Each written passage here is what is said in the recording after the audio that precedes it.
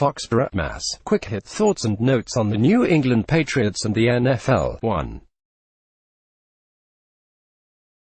McCourty twins continue to redefine success. Devin McCourty and Jason McCourty were chosen to deliver the 2019 commencement address at their alma mater, Rutgers, on Sunday, and they shared some insight on how they came up with remarks they hope will resonate. The first thing the 31-year-old Patriots twin defensive backs did was make it a full family experience, including their wives, which meant scheduling babysitters for the kids so they could brainstorm ideas. They also watched numerous graduation speeches, pinpointing business executive Maverick Carter's remarks as ones that hit home to them. After working on the speech for about a month, they were finalizing it this past week, figuring out the finer details of who will take the microphone at specific times. Devin explained it as a responsibility to bring the best things you've learned in life so far and to share what you would tell yourself if you could go through it again. One of the themes to graduates will be redefining what success is to them at every stage of your life that changes. Our experiences, our growth. It's always moving, Jason said. Best of NFL Nation. You think if you make it to the NFL, it's a success. You make it there, but quickly you say, I want to be a starter, and that becomes success. Then it's, I want to win a Super Bowl, and that becomes a success. So we want to talk to the graduating class about always redefining what success is to you. At the same time, just staying true to yourself, and as you're attacking life, remembering it's not only about you. Fittingly, Jason shared those thoughts at the Massachusetts State House this past week, where along with Devin and teammate Duron Harmon, he was advocating for a Massachusetts education bill that would provide more funding for underserved districts.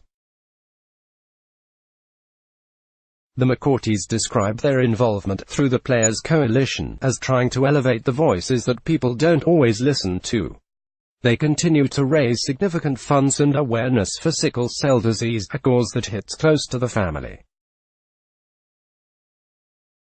Both expected some nerves leading up to the commencement address, which will be the culmination of a process that produced some poignant, emotional moments for them. I still remember doing interviews with Rutgers about it, and I was blown away by one of the questions, "What do you think your dad would think of what you do right now?" Devin said, referring to his father, Calvin, who died when he was 3. "I hadn't thought about it that much.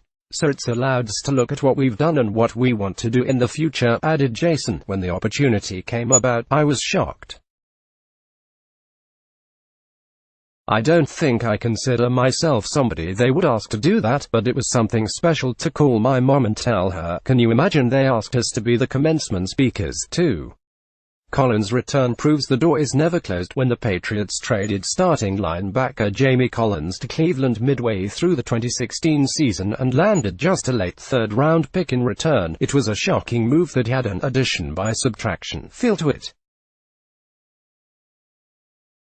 Collins had been scheduled for unrestricted free agency after the 2016 season, was looking for a significant contract and seemed to realize that the club wasn't going to extend as far financially as he desired, which might have affected his day-to-day approach.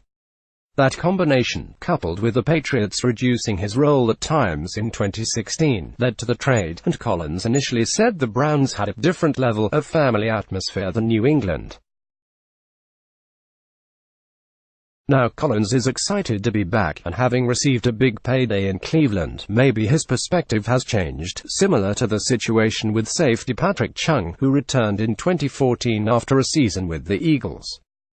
At a time when teams can carry 90 players on rosters, it's a low-risk, low-cost $150,000 signing bonus move for the club, particularly considering Collins will be coached by his former teammate Gerard Mayo. 3. Where are the Patriots helmet decals? One thing that stood out to me when comparing photographs from Patriots rookie minicamp in 2018 and this year's was that the decals had disappeared from the team's helmets. Some teams do that as a reminder to players that they have to earn it as they start with a fresh slate. 4. Mayo's leadership as coach felt quickly. How things will come together on the Patriots' defensive coaching staff is a work in progress. Head coach Bill Belichick projects as the leading candidate to call the plays, but players have described the former linebacker Mayo as quickly taking a notable leadership role in his first year as an assistant. Harmon, a safety heading into his 7th season, isn't surprised. He was obviously a tremendous player, but he's a tremendous leader as well. I can honestly say I've never seen a player lead a team like the way Mayo led us when he played in 2008-15. He did things where he could bring players along and help raise their level of play. As an older guy now, you can only imagine what he could do for that locker room based on his leadership, Harmon said. I'm excited to get back around him, to have his leadership and football mind. I believe he'll do a lot for the linebackers, and with his leadership, the entire team.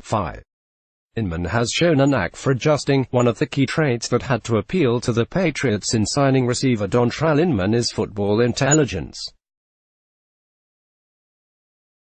He twice showed the ability to pick up a team's offensive system on the fly. When he was traded to the Bears in the middle of the 2017 season, 23 receptions for 334 yards, and last year as an in-season signing with the Colts, 28 catches for 304 yards.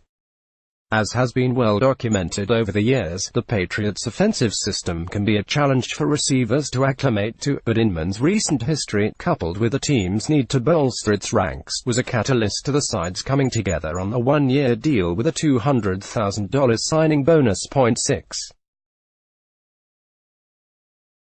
Offensive rookies not on faster side. Patriots first-round pick N'Keal Harry, receiver, was clocked at 4.53 seconds in the 40-yard dash in the pre-draft process, which is a good time for his size, 6'2" and 228 pounds, but average overall at the position.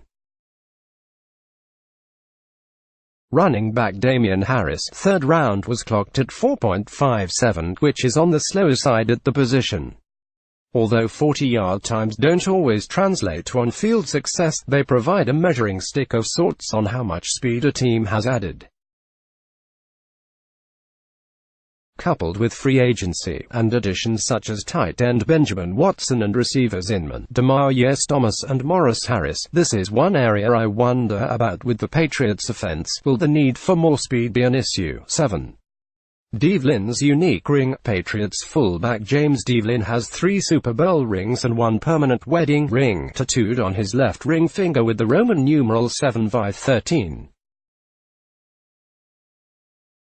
Why the tattoo? Devlin relayed that he lost his original wedding band while throwing a football, and this was a way to ensure it never happened again. The numbers denote the date he married his wife, Jennifer, July 6, 2013. 8. Pellegrino keeps continuity in CB room. When Belichick elected to elevate assistant Mike Pellegrino to cornerbacks coach in 2019, filling the void created by Josh Boyer's departure to Miami, it was consistent with his approach of promoting from within. Pellegrino, 25, spent the prior 4 seasons as an entry-level assistant on staff, so players have familiarity with him. He spent a ton of time in our room, basically every day last year. He did a lot of work with the DBs in general, cornerback Jason McCourty said. So I think between him, Steve Belichick, and the guys we have in our DB room, not much will change. The difference will be more personality than X's and O's. 9. Belichick's investment in special teams. When the Patriots signed Brandon King to a 2-year, $3.5 million extension through 2021 on Friday, it reflected how Belichick builds his roster with a handful of core special teamers whom he's comfortable paying in the $1.50 - $2 million range.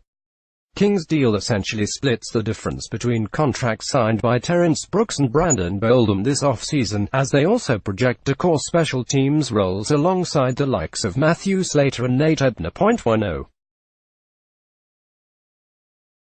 Reporters to get first look at 2019 Patriots this week. Monday marks the start of the final phase of the Patriots' voluntary off-season program, with organized team activities, and reporters have the first access to watch practice Thursday. The team has its mandatory mini-camp June 4 to 6, which is likewise open to media. It's not actual football, with pads and hitting and running game, but it's a reminder that it's time to play football again, Harmon said.